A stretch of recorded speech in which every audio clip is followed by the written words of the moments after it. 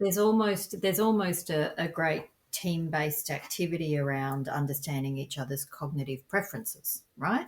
Cognitive processing preferences, which I think has a really interesting place in this dialogue because, in actual fact, we all have different cognitive preferences. We might not know what they are because we've never probably thought about it, but we all have our own cognitive preferences. And I think that's a place to start the conversation within a team-based environment is, let's actually share a little bit about how we just prefer to work, how we tend to process information, where is it that we have some strength, where is it that we have some areas that less strengths. I didn't want to say weaknesses, but again, this doesn't need to be about neurodiversity. This is just about cognitive differences and the way that different people like to think, and the fact that some people are more about connection and, I don't know, get their spark and get their energy from being around people. Other people get their energy by being able to, and their stimulation, I guess, from being able to analyze data, as another example, to take two kind of stereotypical examples, but at least they're relatable. So that's a really interesting place, I think, to start this kind of concept of how people have this default preference on how they think and what they do, and therefore what their work output may look like when they're at their best to work. So some people are morning people, some people are evening people. But I think that's a really interesting and practical conversation that teams can have around, let's just better understand how we all think and process, and so you're looking at the team. You're not singling anyone out. You're not focusing on any specific, but you're actually you're opening the door to have a conversation and appreciate where you can get the best out of people, because that's just their natural tendency and preference and strengths. So again, I think there's a different way you can talk about and you can approach, and you can engage people around this conversation around cognitive diversity that means you can actually start to implement and be much more practical around it. Welcome to Princess and the Pea podcast, a show where we talk about all things neurodiversity, with those who know it best, lived experience, of course. I'm your host, Annie Crow, and I'm an autistic ADHDer. I started this podcast so I could share meaningful conversations that explore the lives of neurodivergent people like myself. We talk about everything from employment to healthcare, education, parenting, relationships, mental health, and more, but all with a neurospicy lens.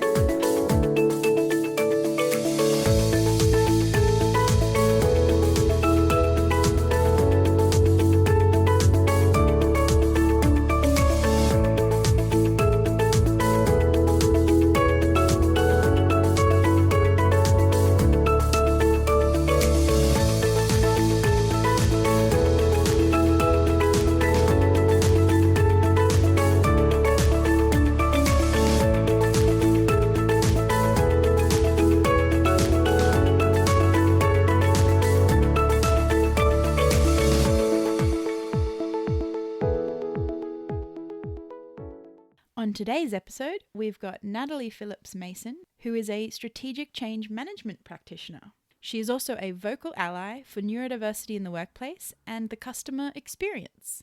As many of you know, this show is for my fellow neurodivergent kin, and even though I mostly like to have other neurodivergent folk on the show, I do also think it's important to include neurotypical allies, those who don't identify as being under the neurodivergent umbrella, and to have really important and sometimes difficult conversations that really need to continue in order to progress to a society that is truly inclusive and neurodiversity affirming. So I'm very grateful to Natalie for coming on the show and to have an ally who is also an expert in change management.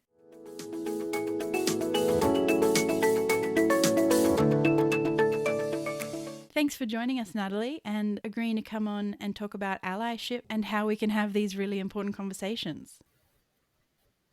Thank you. And how exciting that you thought that I filled those, big allyship shoes. So I'm very, very grateful for that. You do. No, thank you for coming on. We primarily talk to neurodivergent folk, but I think allyship is so important. We can't get to a point where true diversity and inclusion exists without having both teams on the same side. I think it's so important. And I love the work you do on promoting neurodiversity. So thank you for all your efforts and advocacy.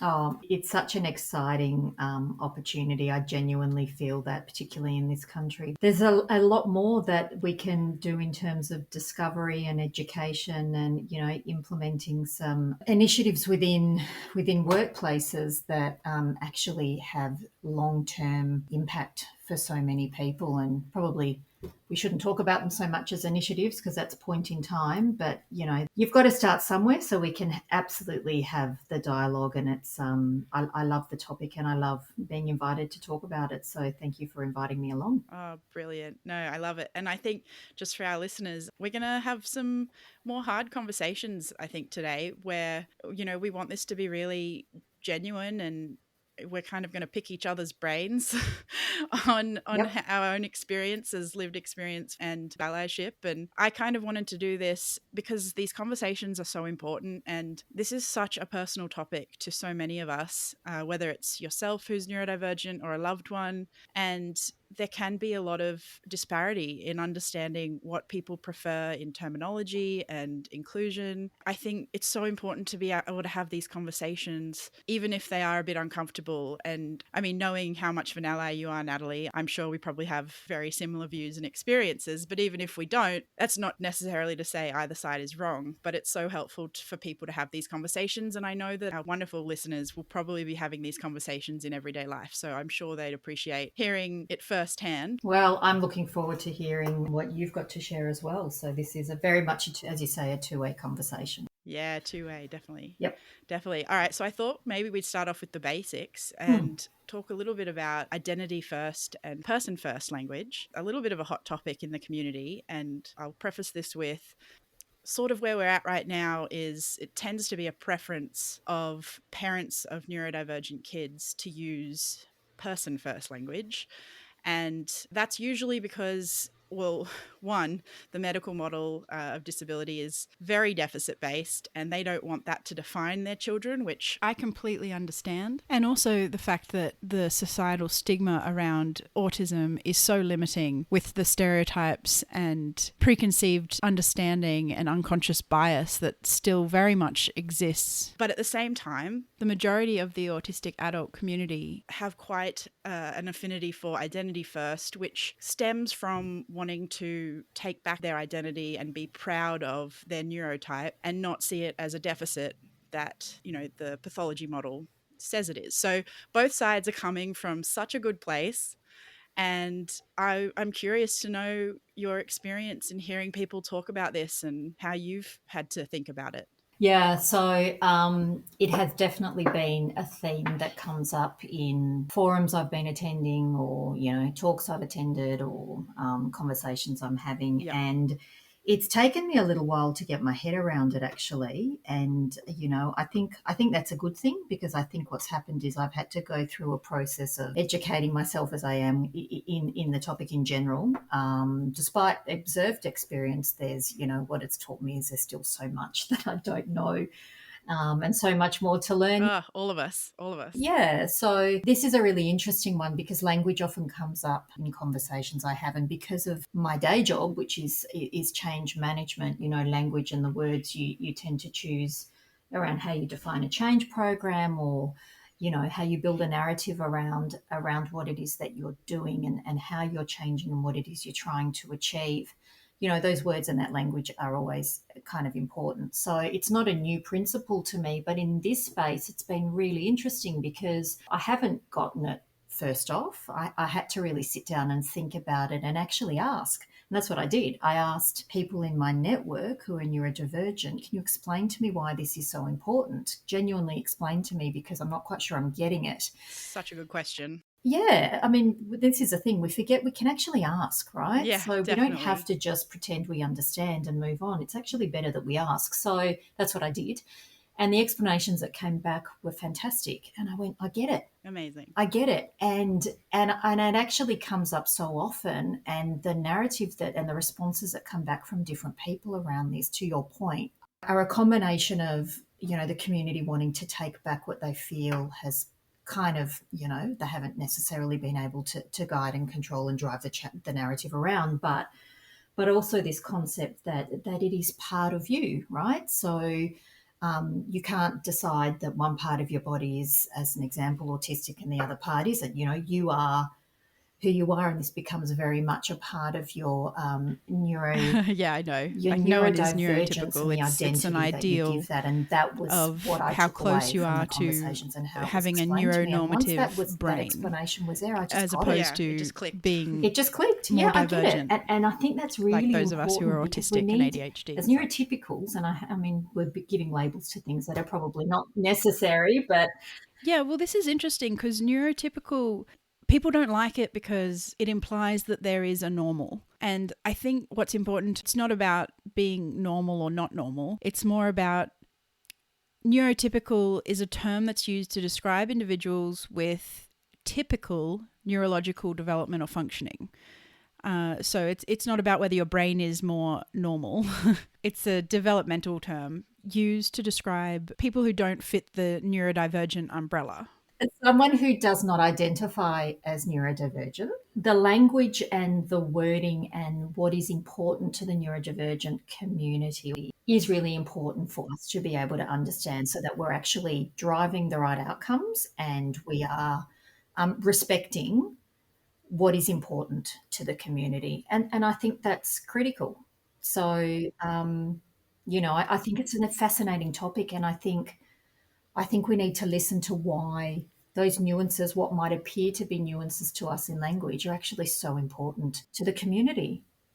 Yeah, absolutely. And I think it's in the nuance, right? That what we're trying to articulate, what the autistic community is trying to do by sharing our lived experience and our strong views on this language usage. And I suppose I should highlight there are definitely autistic people that don't have this preference, or some even might prefer person first, and that's okay. But I think it's important to note that it should always be assumed that it's identity first. Yes. And only use person first if an autistic person has said that that's their preference. I mean, if you're really concerned, you can actually ask, do you prefer identity first language? And if they say yes, use it. If they say no, then it's less of a problem, right? But the key thing to remember here is that it's the autistic person's choice. We don't want that choice made for us.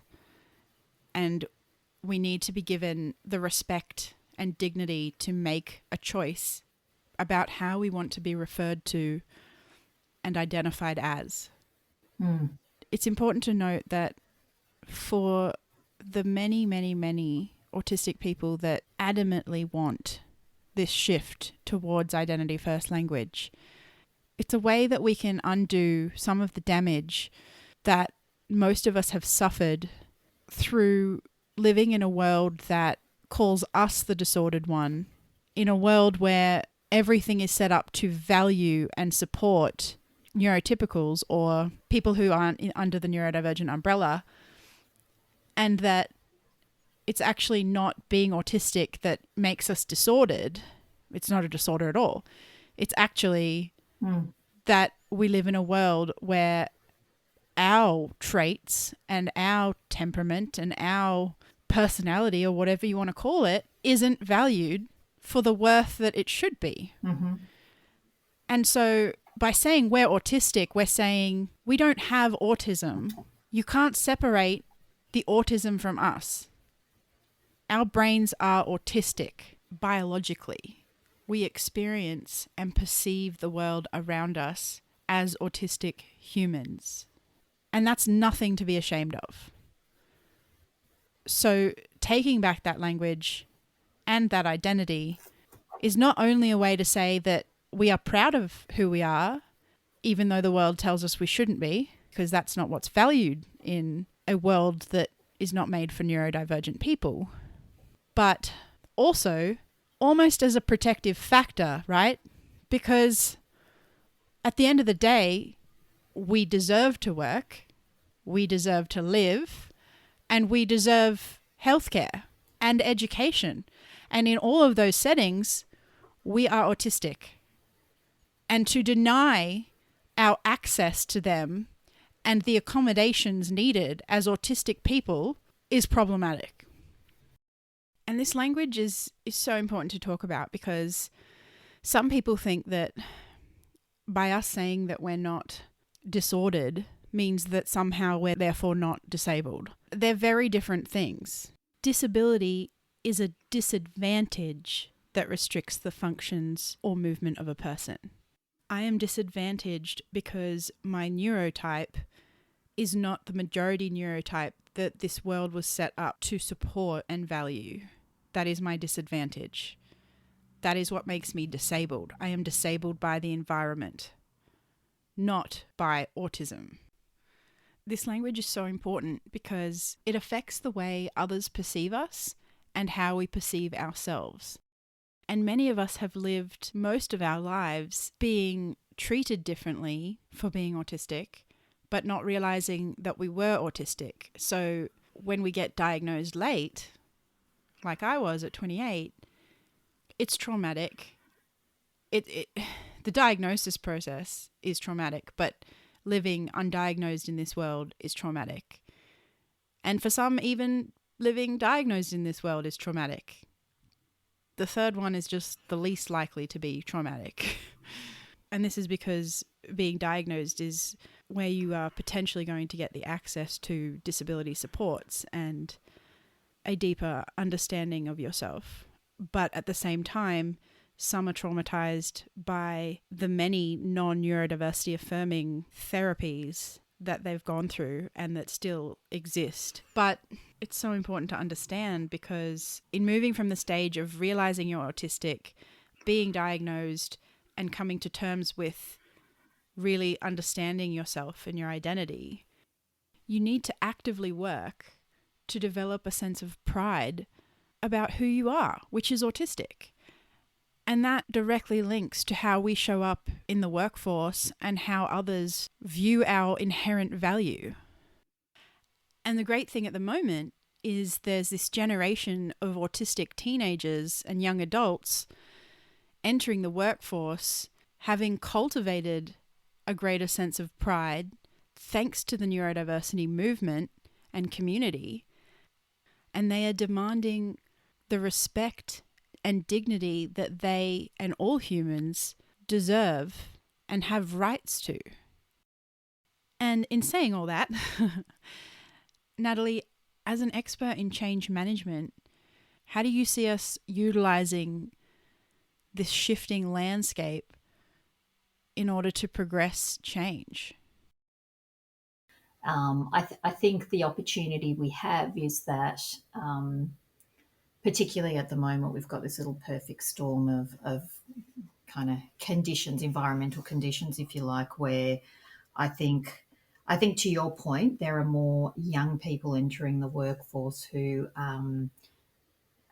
have that pride around their identity in all sorts of, elements, all identities. And I think that's the other really interesting for me about neurodiversity. It's just intersectional, right? So it cuts across religions and ethnicities and socioeconomics and gender it's just, at the end of the day, it's about the brain as opposed to anything else. But I think, that's why I'm trying to add my voice to it proactively, because I think we've got to look beyond what we see on the surface, and we need to go back to basics on talent and skill strength and, ultimately what we can do to make sure that people can work and earn a living and do their best work regardless of what pathway they choose to take, and that it can be done safely, and that we can appreciate that all of us think differently at the end of the day. It's just that some people will need some different kind of accommodations to be able to do their best work. But I don't even know that that is really the best description, to be honest, anymore. I just think, yeah, I think that's definitely part of a system based view, but I don't think that should be the focus. I think at the end of the day, it's actually around how do we get how do we make sure that people are able to get employed for the skill and for the worth that they have and that what they bring to the table, as opposed to their ability to fit in a particular environment. So I think that's one thing. I think leveling the playing field in terms of how we source talent, recruit talent, performance manage, yada yada yada, is obviously a very important part of the conversation. But again, it's not the be all and end all of the conversation. I think ultimately it's, for me, and I've mentioned this in other conversations that I've been involved with, but it's the belonging aspect to it. And I don't think that belonging piece is, for one, neurotype or another. I think everyone deserves to belong and everyone deserves to live and to work and to shop and to go about their daily lives in the best way that they can. So I think, for me, from a workplace perspective, that's where I have a high degree of focus. But I think at the end of the day, what's really what's part of the challenge for me in what you've described is that there is so much trauma, I think, that is attached to, by the time, if you take your example, late diagnosis comes with a fair degree of trauma, I think, and almost working with those of us who are not part of the community to just help us understand that. But the compassion kind of coming to a way that, because we haven't lived that experience in that specific scenario, it's almost quite difficult Absolutely. sometimes, to know how to support. So I think this Yeah. conversation is, these conversations are important because this is also around how do we treat these conversations in a way that we can just start to build a kind of business as usual model around this, so that, this doesn't become a one off checking in, making sure you're okay with your headphones type conversation. And it becomes more around, when we're looking for talent, when we source talent, and when we bring people into the workplace, that we build this kind of universal design around what works for everyone, as opposed to what just works for a 10%er. And I'm not an expert in any way, shape, or form on universal design. I've got a couple of people in my network who certainly are, but the concept of universal design is actually really important. And this, yeah. Yeah, no, I love that you said that. I was literally thinking about that while you were talking. I was like, I love the concept of universal design in the sense that I think, shifting away from how people with differences are seen as kind of a burden, like regardless of whether it's a neurodivergent brain or a different ethnicity or gender, there's definitely a role to play in supporting these people break barriers that truly exist, no matter how visible. But at the same time, if we're creating a world and workforce Mm, where universal design is our focus, it will naturally catch those outliers while at the same time not focusing on them needing more help potentially, which I think comes into a very complex web when we talk about trauma and we talk about mental health and we talk about invisible mm, disability, mm. where it is so hard to say. And I've probably said it multiple times on this podcast. I love the saying, you don't know what you don't know. I also use that quite a Yeah. lot. And it's scary what you don't know. And it's why people recruit and promote people so similar to them. It's what they know, it's safe. And we're all now discovering that that's not always the best, which is great. Like, it's the next step is actually embracing the discomfort and having the conversations and figuring out what that truly looks like in a practical sense, which I think is really where the focus on universal design comes in, because I would love it if we were helping everyone and not just people who like very outwardly advocated, because there's many of us that, one, don't know we're neurodivergent, like I didn't for 28 years of my life, or two, have things that maybe don't have a label. And why should they be any less allowed to speak about what would make them the most supported, Mm. physically and mentally healthy employees or humans? Mm. I think, everyone deserves that right. And if we start allowing people who maybe don't have any sort of overt diagnoses, whether that's physical or mental or neurodivergent, whatever, then having those conversations more broadly in work will allow for those of us who feel like we could be discriminated against. I talk a lot about recruiting, and I love that there is a lot of focus in helping make recruiting more accessible. But one thing I constantly hear get thrown around, which is important, but I think there's a problem with it that's not being addressed, is asking people what their accessibility needs are. And I think that is really good, essentially, but with a caveat, and feel free to pipe in because I'm still like rolling with how I feel about this. But my latest thinking around it is, I've slowly become more vocal about my own disabilities. I have a physical and multiple cognitive disabilities, and I'm noticing I'm getting people asking me more frequently when I say attend conferences or, at work, what my accessibility requirements are. And it honestly pulls me up because I've spent so much of my life not being asked what would work for me Mm. that I'm almost like, I'm not sure. Like I am, sort of, but I also don't want to ask for that because you'll probably think poorly of me, or, it's the whole stigma and unconscious bias. If I, for instance, I'll give you an example. So if I was going to do an interview, I'm pretty good with interviews. I think it's quite common for autistic people to talk about how they don't like the interview, but I actually don't like the selection criteria written part because I'm also dyslexic. I actually find that harder than the interview part. We all have our talents, but at the same time, I have very poor working memory, and in interviews, I'm obviously more anxious because socially I am heavily masking. It's just kind of a reaction to a lifetime of not being interpreted correctly or nicely. uh, and, there's pros and cons to that because I can kind of pull off being neurotypical sometimes. But at the same time, it's at a very heavy cost of cognitive energy. So one thing that I would think would help in an interview would be to maybe have the questions given to me beforehand, whether that be 10 minutes or a day, or at the very least have a physical copy of the questions in front of me. Because when I'm asked questions, especially if they're anything more than a very short sentence, I can very quickly forget what I was asked or start answering and go off on a tangent because I've already forgot the main point, which does not mean that I'm not good for any job or that I'm not intelligent or Mm.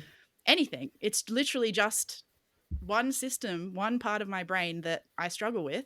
And there's a very simple fix. But in asking for that accommodation, I don't know, walking into an interview, what that culture is like, what those people are like, what their experience of this stuff is like. And if they've got a very biased view or a very ignorant view, and I say ignorant in the terms of not knowing, not ignorant as in like they don't care. I just mean, you don't know what you don't know.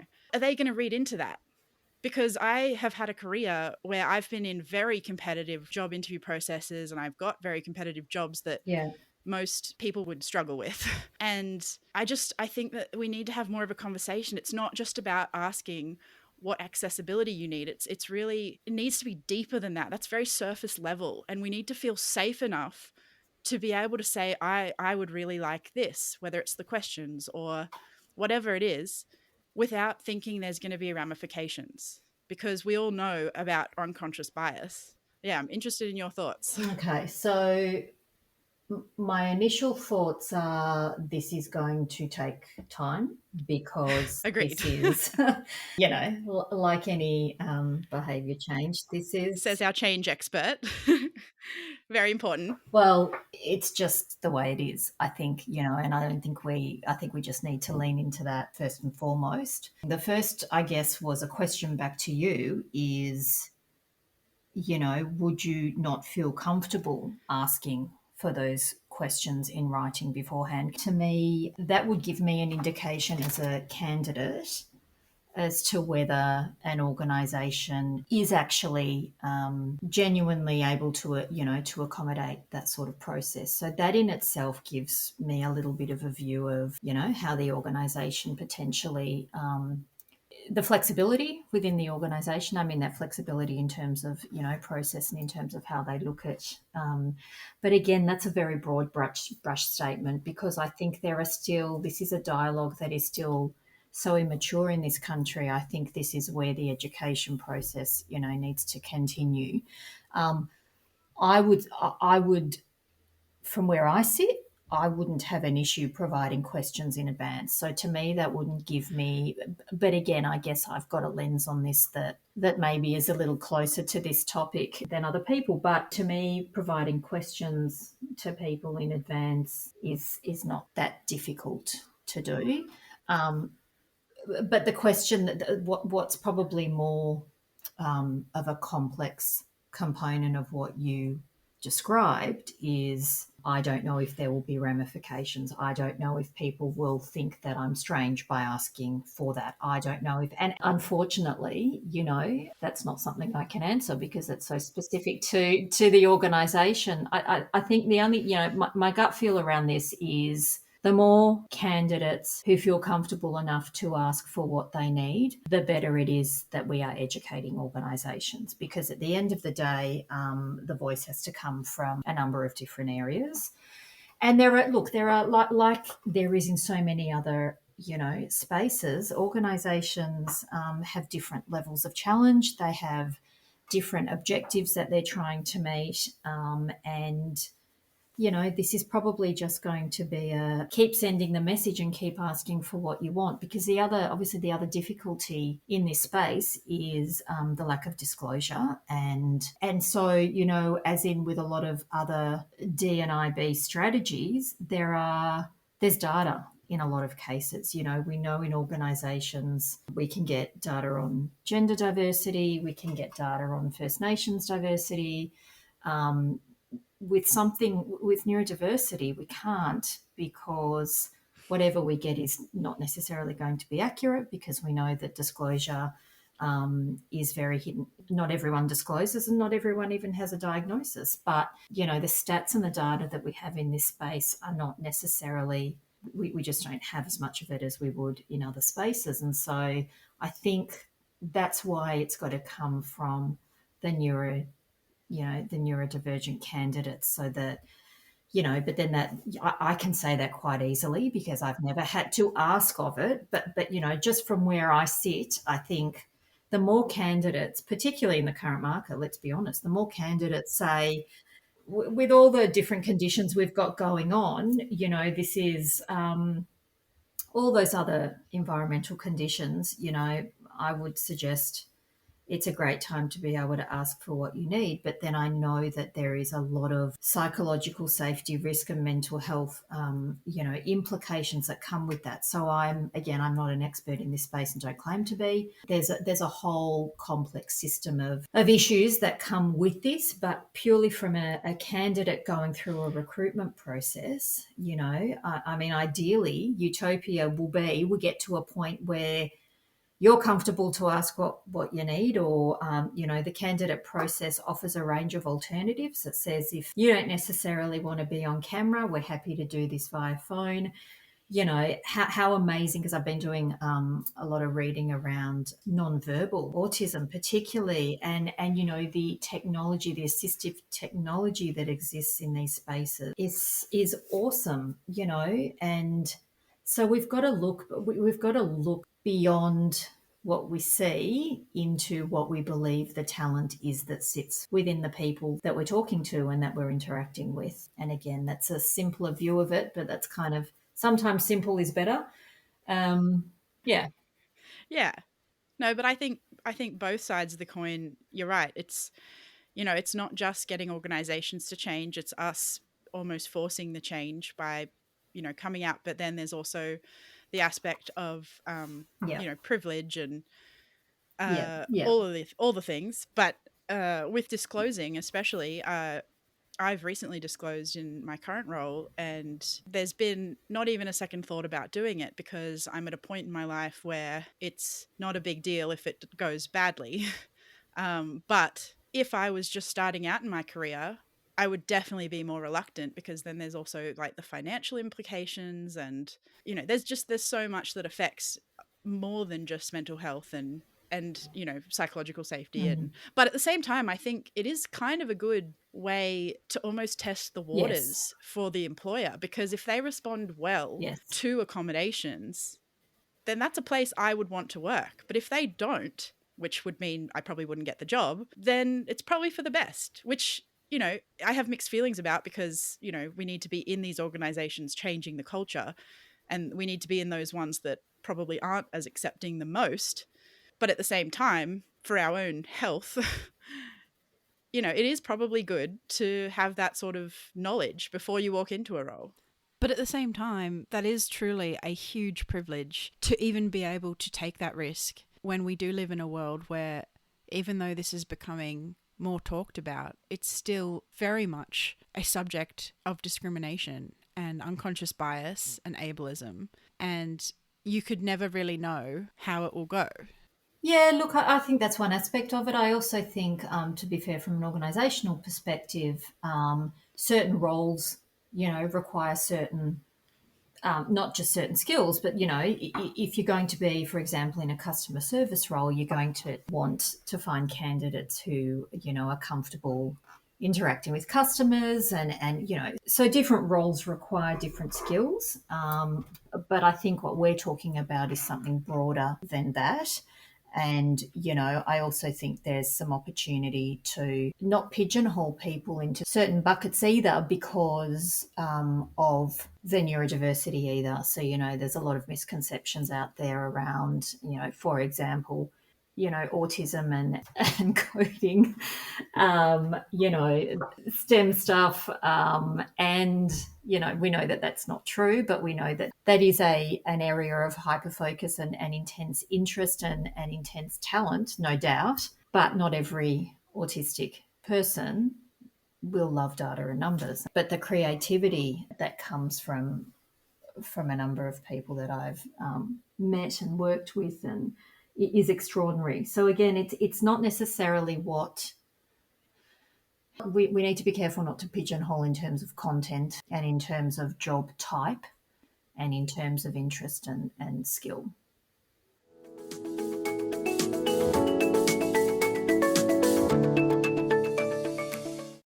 I guess I have a question for you, if I can turn it on you for a second. Is it well, I guess my question is it okay, in your opinion, is it okay for colleagues to be able to approach someone and say, you know what, I think can I help with something, or I noticed X, or do we, is that a form of allyship or advocacy that would be appreciated, I guess, is a question. And I'm just asking you and not the entire community. But I almost feel like people, this is a space where people might need permission to be able to support. So I think it's would be a valuable question to ask.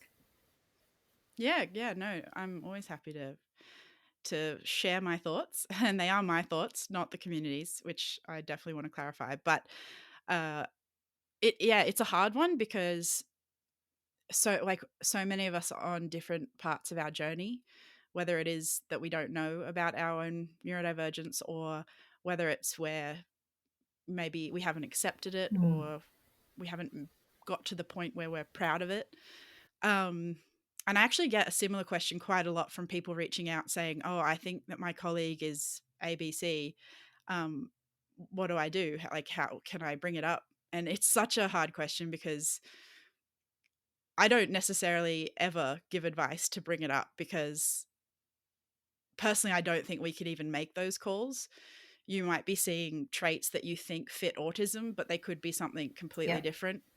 And that person getting called out, it's a very shocking thing if you're not prepared Yes. for it. And so I guess to your question about, is it okay to see if people are okay and ask for help? I think everyone would have a different view on this. But for me, and thinking about maybe before I was diagnosed in the workforce and didn't realize, like, I knew I had differences and I struggled with certain things, like not liking phone calls Mm. and that sort of thing.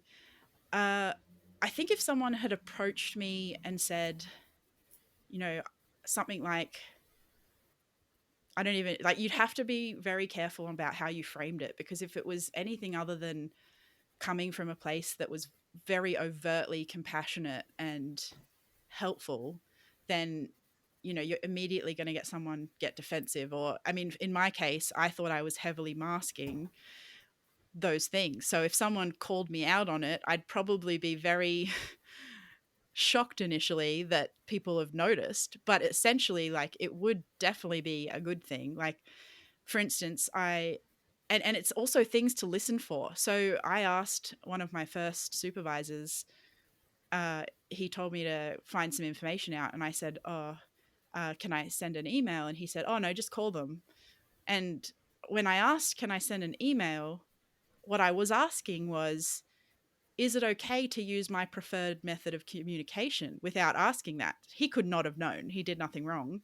It's those subtle, and this is where I like to talk about psychological safety, because this type of question and this type of relationship within a team comes from a place of having colleagues and supervisors and staff that can trust each other. So, which I'm sure you know, of course. But for me, the teams that I've been that have been in that have been the most, inclusive, I guess you could say, are the ones where you always felt safe to ask questions, and you always felt like your opinions wouldn't be dismissed or laughed at. I mean, on the flip side, I guess, the environments that are toxic, that do not promote inclusion and diversity, are the ones where you can't speak up without getting either snapped at or judged, or it can be as extreme as getting work taken off you. Like, I haven't had these experiences myself, but it can be very subtle and nuanced. Like, there was one job I did where I liked the role and I did well, and there was not really a big issue, but there were just little things that over time it was obvious that I was getting excluded from the relationships within the team. I don't watch The Bachelor, don't judge me, anyone who's listening, and this team loved The Bachelor, and because I didn't, and I couldn't force myself to like it, even because I knew it was like a social necessity, that's not how my brain works, I was excluded heavily from the relationships that are developed alongside working. And that isn't a big deal, right? But at the same time, it shifts that level of feeling included and accepted. It comes back to everything you said about people having the right to feel valued and like they're a part of the team. I mean, this is a silly example. This is a basic example, and it happens on a much deeper level to many people. But it's something that when I've been in other teams and I've noticed someone being missed or someone being left out because maybe they don't like the same subject or they're not familiar with what we're talking about, I make a conscious effort to help bring them in. But this team was so ignorant to that, and I just think that kind of shows how much of a lack of diversity there is in places like the legal profession, because workplaces I've worked at that are more diverse, this is far less of an issue because everyone understands that feeling of not fully belonging, and it's like we look out for each other. So I guess, what are your thoughts on that? So yeah, so I guess the other side to that is, what's your advice around how to be effective allies, or how do we best support, and what does that look like based on everything you've just described, which is all part of the very real elements of this topic, particularly in the workplace. So what does positive allyship look like in the workplace? Because I think that would be really helpful for people to understand. Definitely. And to be honest, I haven't thought that much about it, just because I'm so much on the other side of from like doing advocacy and helping people learn to advocate for themselves in this space. But it is a good question, and it's something that I really do want to think more deeply about. But, from what I could imagine being something that I would appreciate is it wouldn't be the overt allyship. Like, I think there is an element of really being overly connected and overly promoting any sort of diversity is very important and should definitely exist. But at the same time, I think it needs to go hand in hand with the subtle allyship. And that can be sort of, as you said, like, I notice you're struggling with this. Can I help? Except without framing it like that. If you notice that, you don't necessarily have to approach that person and outwardly say you've noticed it. You could easily come at it from a different angle, whether you're their supervisor or colleague, and, put your hand up to do that work in the future, or maybe say to them, oh, I've finished this job. Do you need a hand with something? Make it really open and really not obvious that it's a specific issue. Because again, it's that taking it away from focusing on the weaknesses and the deficits and just focusing on helping everyone and being team players. But on a deeper level, I think it's also, and this, comes back to culture and psychological safety at work, and even the shift around people being much more aware of mental health in the workplace since COVID happened, is showing up authentically and getting comfortable with, I guess, airing your own struggles, because everyone struggles. Like, it's not a neurodivergent thing to struggle. It's a human thing, and we all have strengths and weaknesses. And, like many of us who believe in the neurodiversity paradigm, we don't see symptoms and red flags. Yes. We see traits. They're personality traits, they're cognitive traits, whatever you want to call them. So, it's like if someone's confident, you can look at that and think, oh, wow, they're confident. But someone else can look at them and go, wow, they're cocky and arrogant. So it's just the angle you look at the trait. And I think you can do that with all traits, truly. Oh, absolutely, you Yeah. can. Yeah. So it's the human element. And I think my husband and I talk about this stuff a lot because, I mean, it's my special interest. So he never gets the end of it. And he loves arguing and debating, as do I. So we love to talk about all the possibilities and all the issues and really question our thinking. And the one thing that I really admire in his own approach to work, and obviously this is only from everything I've heard, I've never worked with him, but I know his personality, and he is a very genuine, very with much humility. He's not afraid to point out his faults and laugh at them, and not just laugh at them, but just let them be.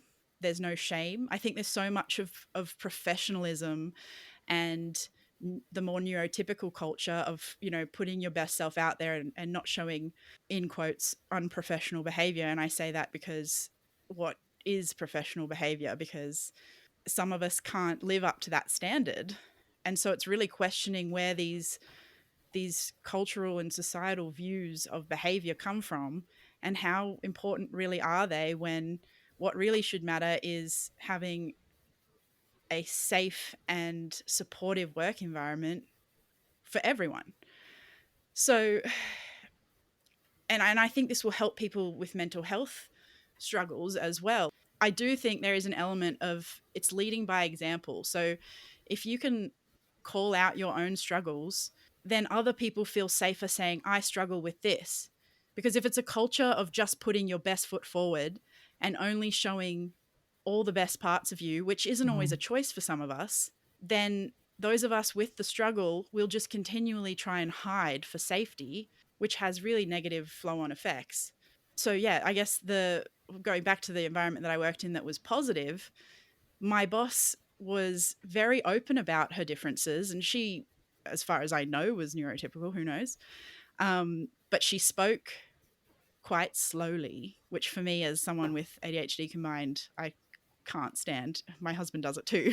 And I can't help but finish sentences and cut people off. And it's like my excitability and all that. And she could have easily done what many people have done to me in my life and get very frustrated by that, because she was an exceptionally slow talker. She was a very relaxed, chilled person, which is great. I wish I could be like that. I am wound wound tight 24/7. But she didn't. Her approach to that was she just let me be. And 90% of the time I guessed correctly, and she wouldn't even stop or show any sign of annoyance. She'd just move on to what she was continually like wanting to get to next.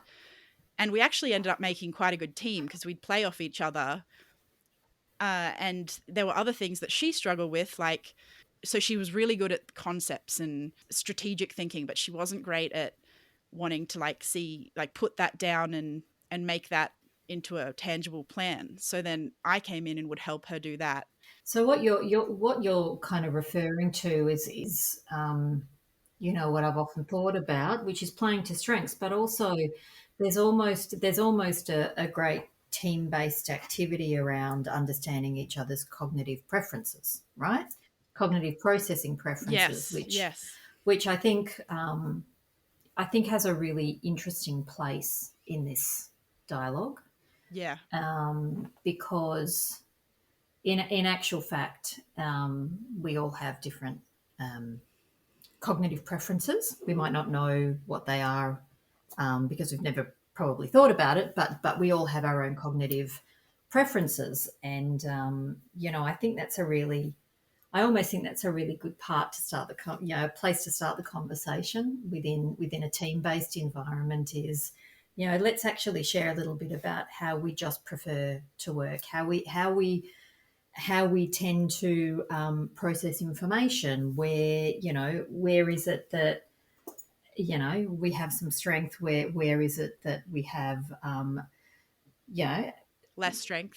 some areas that less strengths. I didn't want to say weaknesses, and you obviously seeing that I didn't want to say weaknesses. But Yeah. again, you don't. This doesn't need to be about neurodiversity. This is just about cognitive differences and the way that different people like to think, and the fact that some people are more about connection and I don't know, get their spark and get their energy from being around people. Other people get their energy by being able to and their stimulation, I guess, from being able to analyze data, as another example. To take two kind of stereotypical examples, but at least they're relatable. So that's a really interesting place, I think, to start this kind of concept of how people have this default preference on how they think and what they do, and therefore what their work output may look like Mm.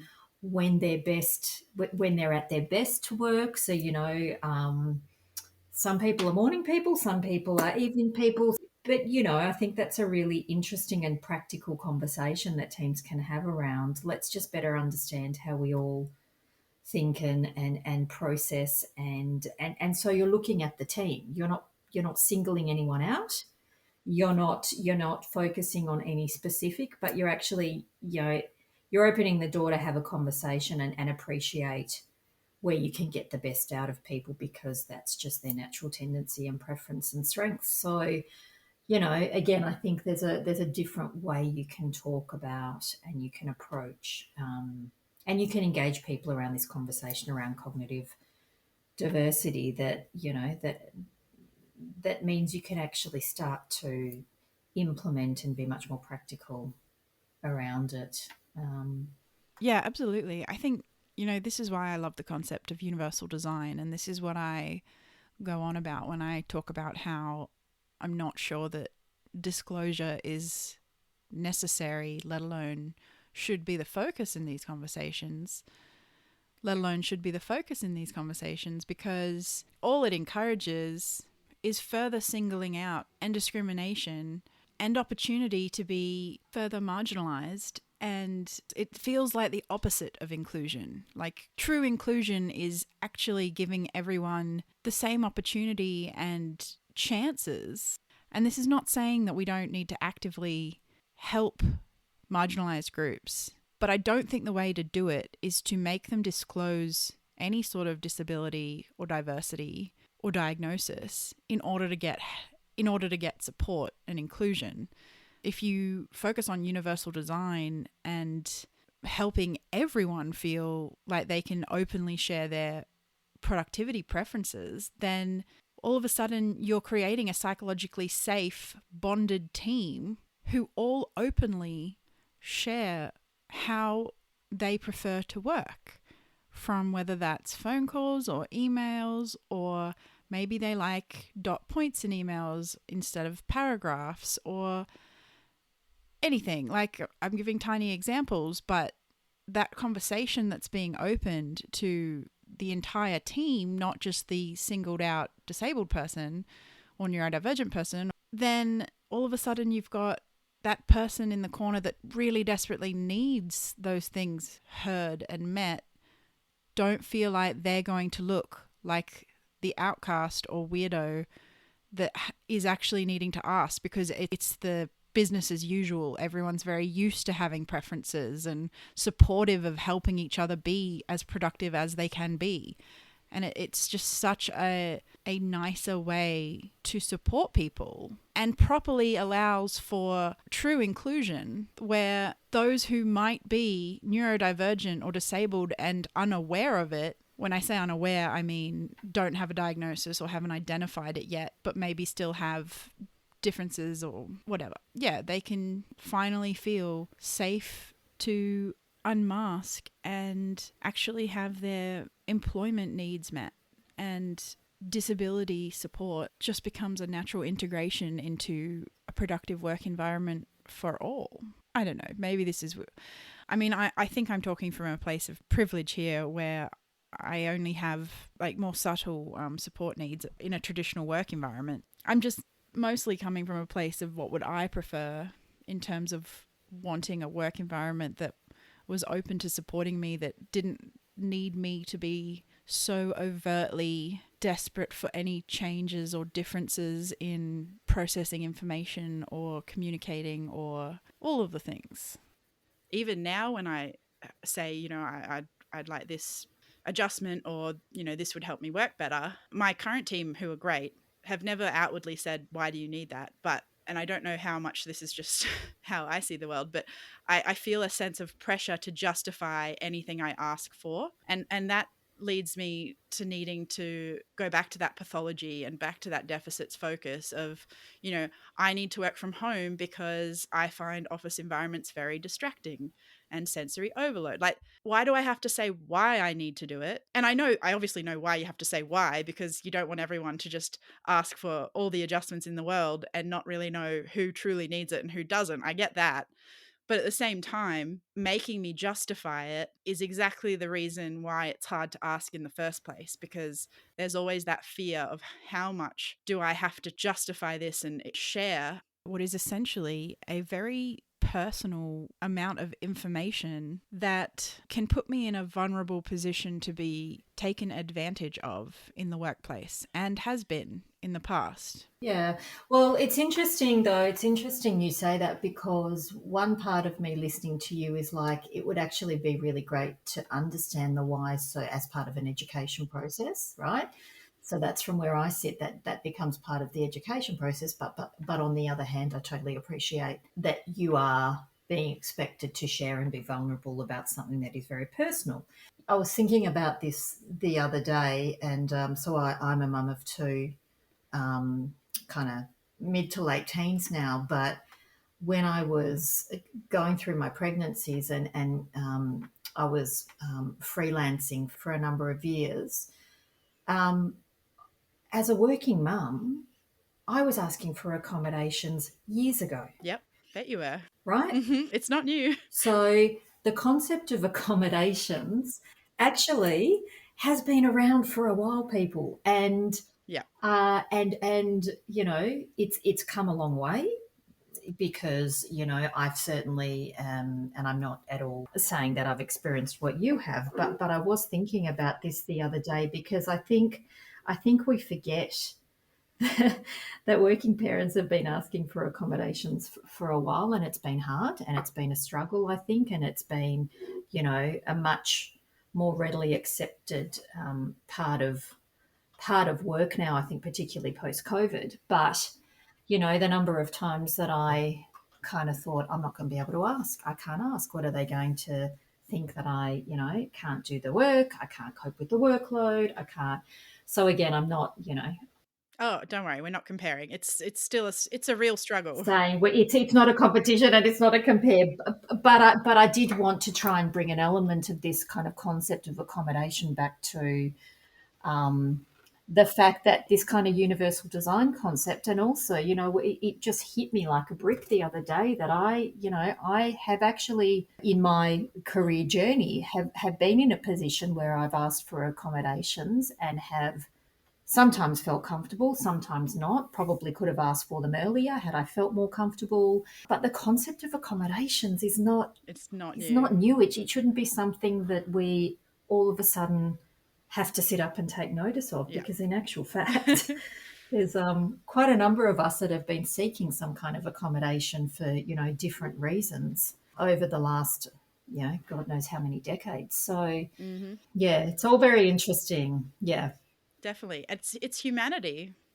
Yeah, it's definitely a real thing for carers, for people with disabilities, everyone. Everyone has an element of, or everyone has a point in their life, even if it's not anything to do with being a minority, or everyone will have some point in their life where they need accommodations from work, whether it's an illness or an injury or a disability that, you know, came on and wasn't there from the start, anything. Like, people will have needs. Mm. And if we're creating a workforce that's flexible, truly flexible and open to these things, Yeah. everyone's mental health will benefit. Like, productivity will skyrocket. There's a thousands reasons why this is a good thing for everyone. And I think this comes back to where this conversation first started, which was Yeah, full around. circle. It did. It's Yeah. very well done. You've brought Yeah, us yeah, back full we did circle. well. Yeah, you know, it's where this all started, around not knowing what we don't know as well, and education being key, and self advocating, but also allyship, and how that's got to be a partnership. You know, and the fact that, you know, there are so many more conversations and learning to have in the space, but starting the dialogue is really important. Yes, they need to keep happening. Well, yeah, and I think, Mm.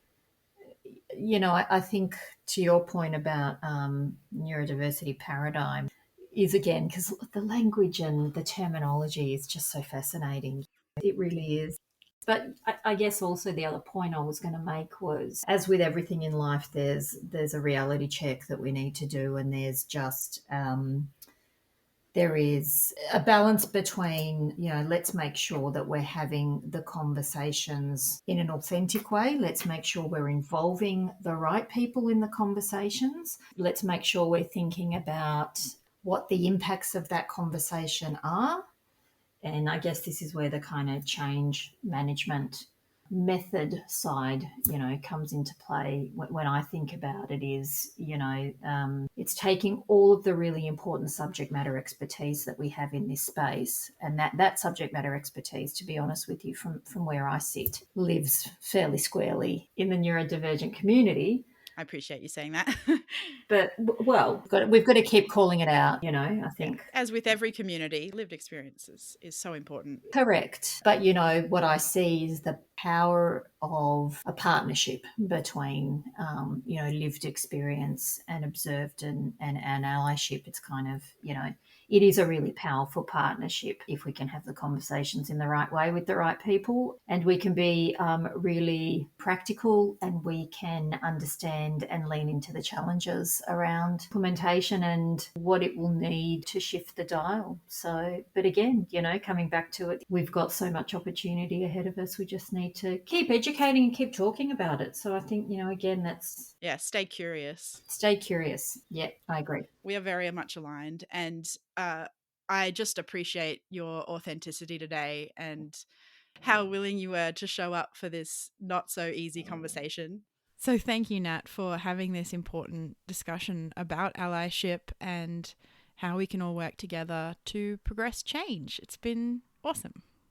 Oh, thank you for having me. I say, you know, I feel quite, I've said this a number of times, but I'm always amazed at the the level of openness and generosity of time that I've seen come my way as I've reached out to people who, who have given so much of their ideas and their thoughts and just shared, their stories. So I say thank you right back.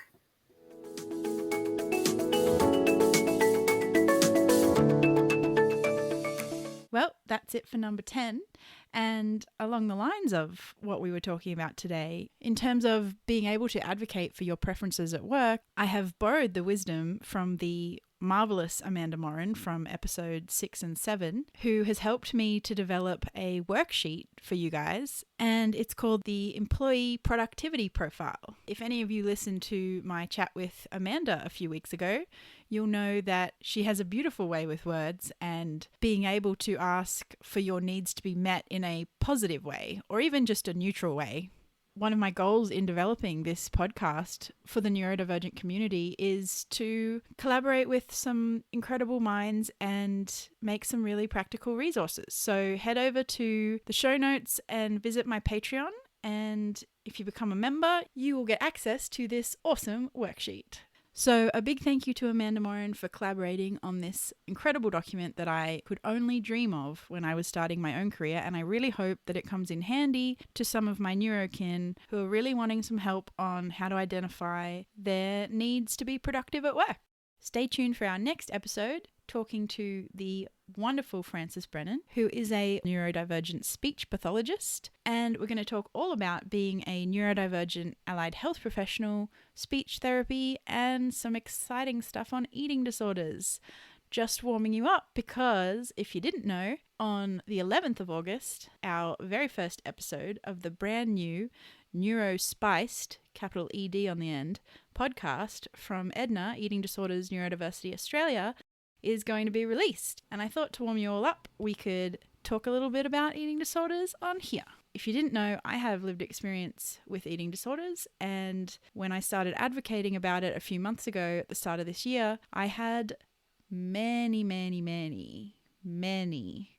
neurodivergent people coming to me saying they also were suffering with eating disorders or had suffered. And so I pulled a bunch of awesome people together and we started a not-for-profit. And even in the very short time that it's been up and running, we've already had such a huge impact, and I'm so pleased to say we've been welcomed with open arms by the eating disorder community, and it's all very exciting. And don't forget, if you like what you hear and you want more, please share this with your friends and spread the word of neurodivergent joy, and give us a good rating on Apple Podcasts, connect with us on social media, and let us know what the topics or people you want to hear from. We are already well into recording season 2, which is very exciting, and I've got some more incredible guests on the way. So I hope you enjoy, and thank you for all your support. See you next time, and stay spicy. Yes, I'm a dog. You love it.